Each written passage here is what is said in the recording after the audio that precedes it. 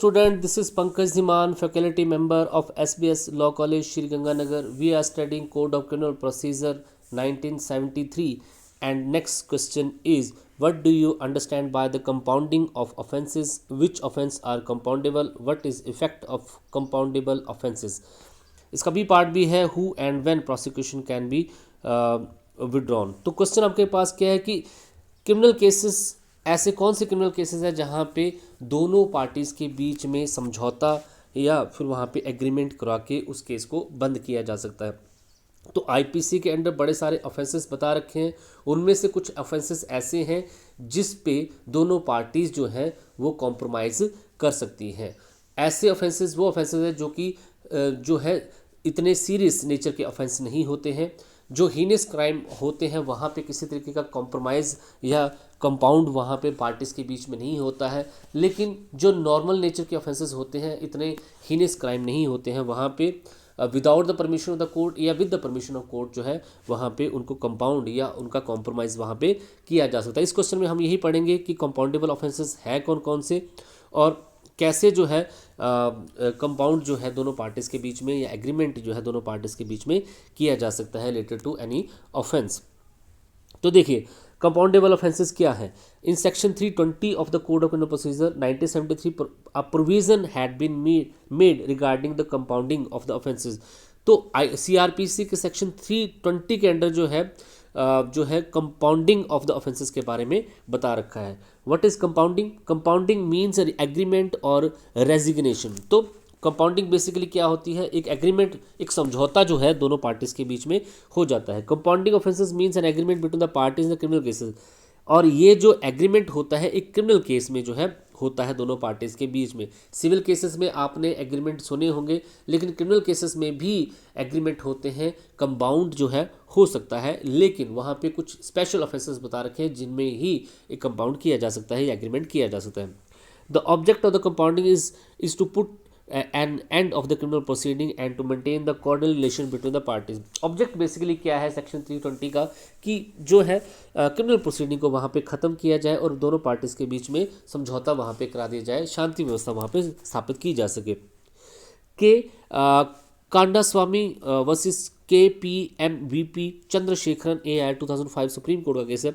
It was held by the Supreme Court that where in the case an agreement has been reached between the parties and they do not want to proceed with the case, the agreement should be allowed।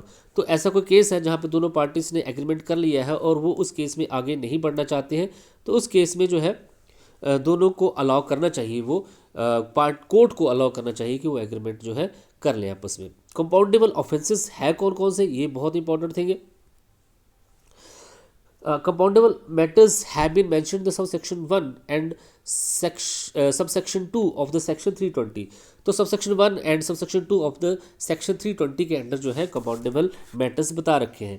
subsection 1 mention such offences in which the parties to the case can resign the voluntarily and with free consent, while subsection 2 mentions such offences in which the resignation can be done only with the prior permission of the court. तो sub section 1 जो है 320 का ये बताता है कि जहाँ पे ऐसे अपराध बताए गए जहाँ पे पार्टीज दोनों जो है अपनी इच्छा से जो है अपनी फ्री कंसेंट जो है उस केस को, उस ट्रायल को रिज़ाइन कर सकते हैं, ख़त्म कर सकते हैं। लेकिन सब सेक्शन 2 जो है सेक्शन 320 का ये बताता है कि वो ऑफेंसेस को बताता है जहाँ पे रेजिग्नेशन या फिर कोई कॉम्प्रोमाइज़ या फिर कोई एग्रीमेंट जो है पार्टीज आपस में ना करके, पहले आपस में नहीं करती है, पहले prior permission of the court होता है, उसके बाद वो ऐसा कर सकते हैं। तो जो है without the permission of the court भी कंपाउंड हो सकता है और with the permission of the court भी कंपाउंड वहाँ पे होता है, यही यहाँ पे बताया गया। Compromise can be done only in the such offences which are mention in the section 320।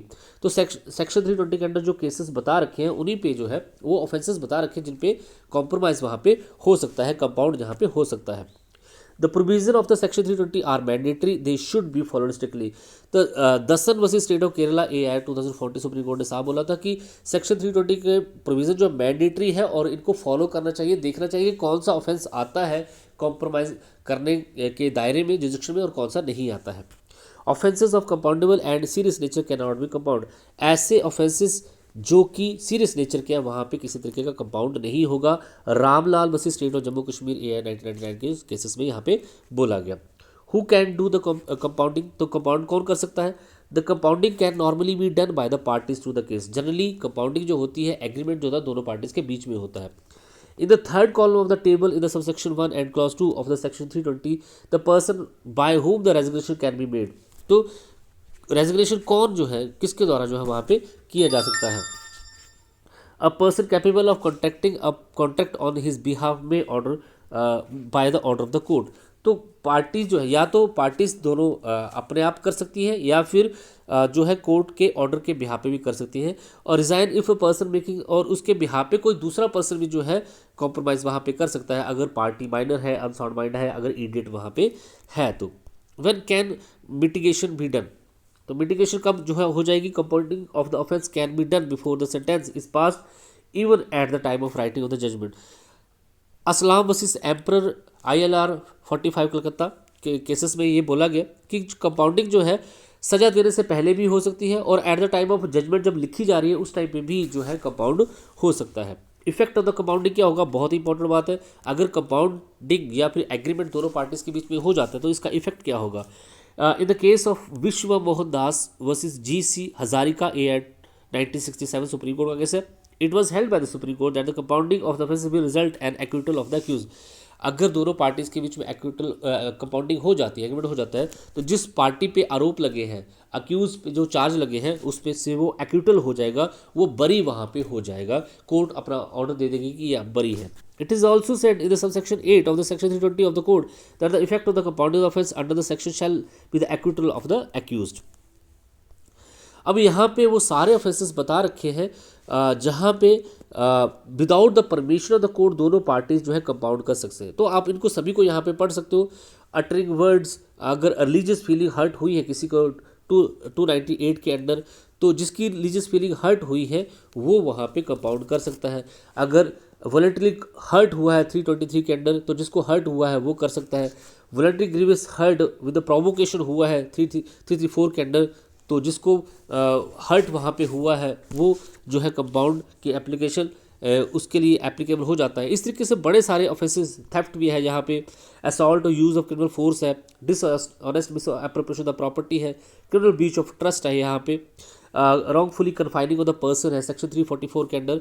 यहाँ पे जिस पर्सन के अगेंस्ट वो ऑफेंस हुआ है वो पर्सन जो है वहाँ पे कंपाउंड कर सकता है, उन्हीं के बारे में बता रखा है। जिसको कंफाइंड किया गया था, जिसको जो है वहाँ पे जिसकी प्रॉपर्टी को स्टोलन किया गया था, जिसके साथ क्रिमिनल ब्रीच ऑफ ट्रस्ट हुआ था, जो भी ऑफेंसेस यहाँ पे बताए हैं वहाँ पे जो है without the permission of the court जो है कंपाउंड हो सकते हैं ऐसे ऑफेंसेस। तो ये आपको याद करने हैं, जितने आप याद कर सकते हैं उनमें से देख लीजिए। सिंपल है यहाँ पे।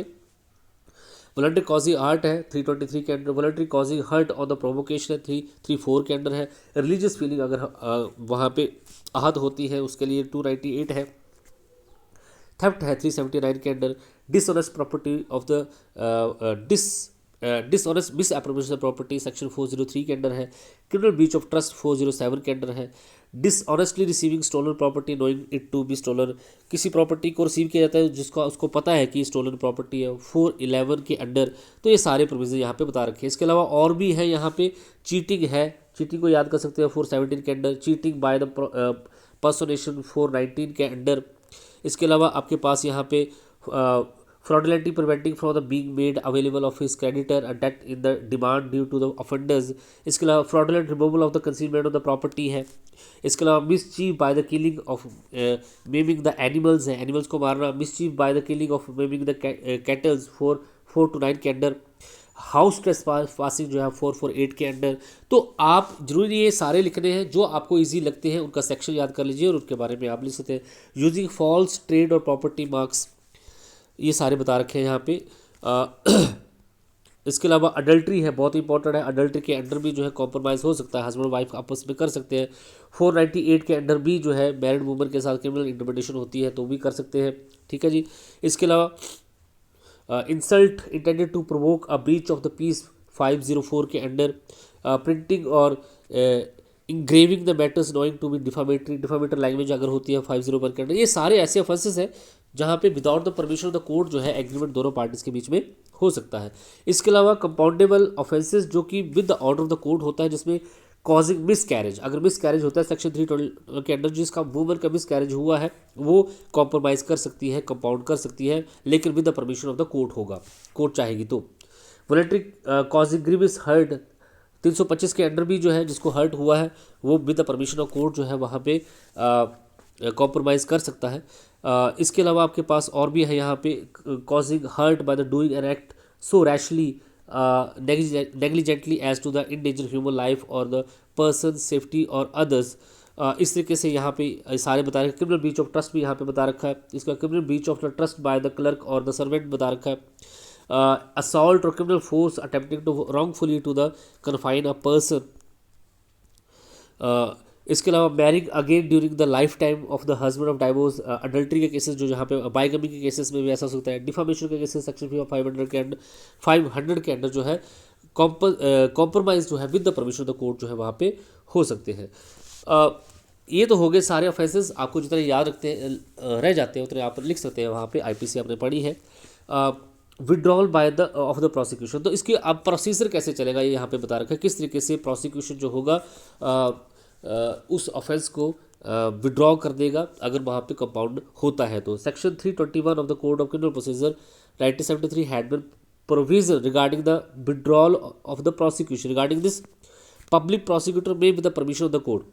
जो पब्लिक प्रोसिक्यूटर होगा उस ट्रायल में वो कोर्ट की परमिशन से withdraw any prosecution before the judgment is judgment pronounce करने से पहले कभी भी उस प्रोसिक्यूशन को, उस अभियोजन को जो है विड्रॉ कर सकता है।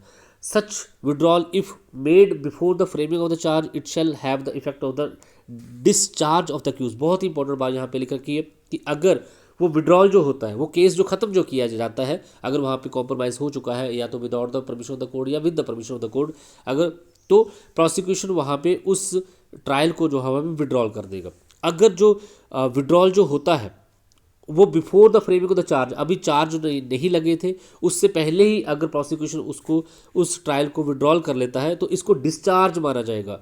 डिस्चार्ज में फ़र्क होता है और एक्विटल में फ़र्क होता है। दूसरा, अगर वहाँ पे चार्ज लग गए हैं और चार्ज लगने के बाद जो है प्रोसिक्यूशन वहाँ पे उस ट्रायल को विड्रॉ कर लेता है तो उसको एक्विटल माना जाएगा, उसका इफेक्ट जो होगा एक्विटल होगा। डिस्चार्ज एक्विटल में फ़र्क है। एक्विटल में कोर्ट ऑर्डर देती है, कोर्ट की जजमेंट के अनुसार जो है किसी का एक्विटल होता है, बरी होता है। लेकिन डिस्चार्ज का मतलब ये हुआ कि उस पर कोई चार्ज प्रूव ही वहाँ पे नहीं हुआ, कोई ग्राउंड इसका नहीं था, तो इनका इफेक्ट होगा। अगर चार्ज लगने से पहले वहाँ पे प्रोसिक्यूशन जो है विड्रॉल करता है उस ट्रायल का तो इसको डिस्चार्ज बोला जाएगा। लेकिन अगर चार्ज लगने के बाद जो है वहाँ पे प्रोसिक्यूशन अपना वो ट्रायल विड्रॉ करता है तो उसको एक्विटल बोला जाएगा। Before allowing the withdrawal of any prosecution the court should see that this section is not being misused by the executive. ये बहुत इंपॉर्टेंट बात यहाँ पे बोल रहा है कि Rajendra Kumar Jain state of A 1980 cases में सुप्रीम कोर्ट ने साफ बोला कि सेक्शन 321 के प्रोविज़न को अप्लाई करने से पहले ये कोर्ट को ध्यान रखना है कि क्या इस सेक्शन को कहीं मिस यूज़ तो नहीं किया जा रहा, जानबूझ के एडमिनिस्ट्रेशन ऑफ जस्टिस को वहाँ पे किसी तरीके का नुकसान वहाँ पे तो नहीं हो रहा, क्योंकि कोर्ट का काम है प्रोटेक्ट करना एडमिनिस्ट्रेशन ऑफ क्रिमिनल जस्टिस को। Eight the time of making an application और विड्रॉल ऑफ द प्रोसिक्यूशन और before withdrawal the following points should be noted. जब भी एप्लीकेशन लगाई जाए उस प्रोसिक्यूशन को विड्रॉल करने की तो ये पॉइंट जो हमेशा कोर्ट को ध्यान में रखने हैं। Whether all the relevant fact of the case have been considered by the public prosecutor ने उस केस से रिलेटेड जितने भी रेलिवेंट फैक्ट हैं क्या उनको अच्छे से कंसिडर कर लिया है। Whether this is being done in good faith, क्या ये गुड फेथ में किया जा रहा है, मीन्स अच्छे भाव से किया जा रहा है। Whether it would be in the public interest to do so, क्या ये लोक हित में होगा, इन चीज़ों को जो है कंसिडर करना जरूरी है before the filing the application for the withdrawal of the prosecution. In the matter of Rahul Agarwal versus Rakesh Jain AIR 2005 Supreme Court का केस है। It was held by the Supreme Court that the withdrawal of a prosecution should be allowed only if be in the interest of the justice. तो इस case में साफ supreme Court ने बोला था कि विड्रॉल ऑफ प्रोसिक्यूशन तभी allow होगा जब ये इंटरेस्ट ऑफ द जस्टिस, कानून के हित में होगा, न्याय के हित में होगा और उसका कोई लीगल बेस वहाँ पे होना चाहिए। अब इसके बाद जो है एप्लीकेशन ऑफ विड्रॉल, तो एप्लीकेशन ऑफ विड्रॉल जो है an application for the withdrawal of prosecution may be made by the public prosecutor before और after framing of the charges. ये आपने पहले पढ़ लिया, Mohammed Shafi versus state of West Bengal के केसेस में यही बोला गया कि जो प्रोसिक्यूशन एप्लीकेशन जो लगाएगा विड्रॉल की वो जो है पब्लिक प्रोसिक्यूटर लगाएगा, और ये चार्ज फ्रेम होने से पहले या चार्ज फ्रेम होने के बाद दोनों ही कंडीशन में वो लगा सकता है। तो ये है आपके पास सेक्शन 320, जिसमें आपने देखा कि कंपाउंडेबल ऑफेंसेस क्या होते हैं, कब किस ऑफेंस में जो है कंपाउंड जो with the permission of the court और without the permission of court हो सकता है, और वो सारे ऑफेंसेस आपने देखे जहाँ पे कंपाउंड जो है एग्रीमेंट जो है हो सकता है दोनों पार्टीज़ के बीच में। कंपाउंडेबल ऑफेंसेस कौन कौन से आपने पढ़े और किस तरीके से एप्लीकेशन लगाई जाएगी ये आपने पढ़ा। Thank you so much.